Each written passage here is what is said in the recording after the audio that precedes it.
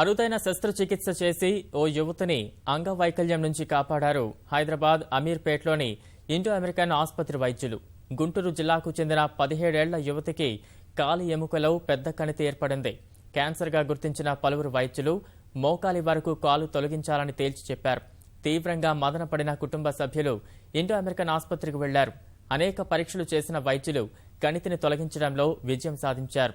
కాలులోని చిన్న ఎముకను 3 ముక్కలుగా కత్తిరించి కణితి స్థానంలో అమర్చి కాలు తీసే అవసరం లేకుండా చేశారు. శస్త్రచికిత్స విజయవంతం పట్ల యువతి, ఆమె కుటుంబ సభ్యులు హర్షం వ్యక్తం చేశారు.